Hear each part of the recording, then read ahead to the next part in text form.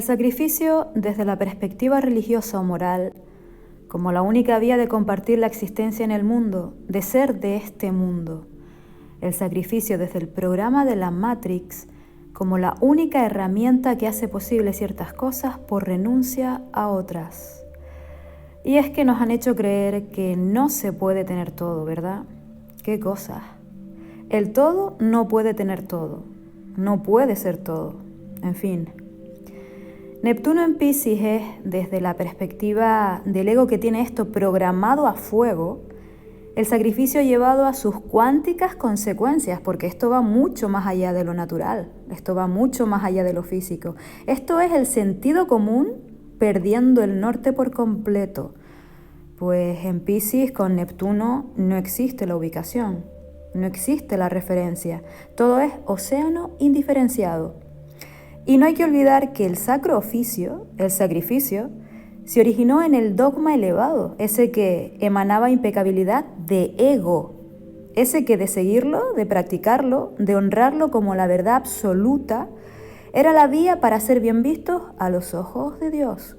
Pero mira tú por dónde, ese Dios no era precisamente del que somos a su imagen y semejanza, por lo menos en la esencia. Ese Dios externo e implacable se convirtió en nuestra autoridad externa. Y obviamente el sacrificio, ese sacro oficio, era un requisito indispensable para tenerlo contento, para ganarnos el cielo por ser abnegados y sufridos. Y en lo que esta forma de ser ha desembocado es en la empatía con los peores estados de la humanidad. Del juicio y el pecado no se puede deshacer el cuerpo.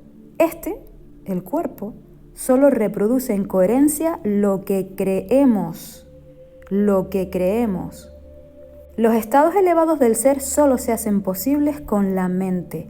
Y ahí es donde reside la capacidad volitiva, la voluntad con mayúsculas. Porque el hágase tu voluntad no es venga, aplástame por el bien de todos. Al revés, es sé a través de mí, Dios, sé en mí a través de mi cuerpo. El paso de Neptuno en Piscis nos lleva al extremo de este concepto, al extremo del sacrificio como la manera más elevada de estar en el mundo y de avanzar como humanidad. El dogma religioso tergiversó el concepto de Piscis a su conveniencia, instaurando en la mentalidad del ser humano la idea de que debía renunciar a sí mismo en pro de los demás. Sabía que renunciar a sí mismo era el germen de la separación, la génesis de la ilusión, la génesis de un sueño incuestionable, y nos cogieron por ahí. De manera que es el sacro oficio, el sacrificio, la manera más elevada de expresión del ser humano. ¿Realmente eso es Neptuno? ¿Eso es ser a imagen y semejanza de Dios? Obviamente todo esto es desde la perspectiva del ego, pues desde la perspectiva del ser no existe ni separación ni sacrificio. Saturno, pasando por este sector, nos invita a madurar esa noción victimista como hijos del miedo y por ende del autodesempoderamiento, para pertrecharnos y darnos forma como individuos soberanos, quitándonos la sacra idea de que hay algún tipo de atributo en el sacrificio, en la renuncia a lo que verdaderamente somos, para poder comprender que renunciar a nuestra esencia no ayuda a nadie. Porque eso es lo que no te contaron del sacrificio, esa es la cara que no se ve, y es la del delirio, la de la abstracción por ausencia de discernimiento que te lleva a creer que si no te inmolas, el mundo se acaba.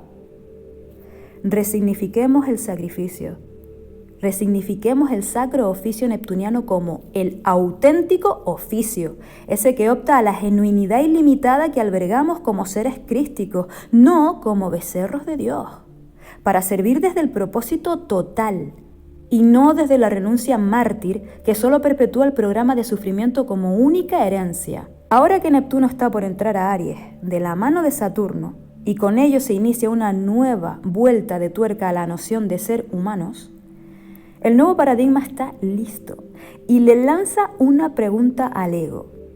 ¿Estás preparado para soltar la soberbia de creerte esclavo de Dios?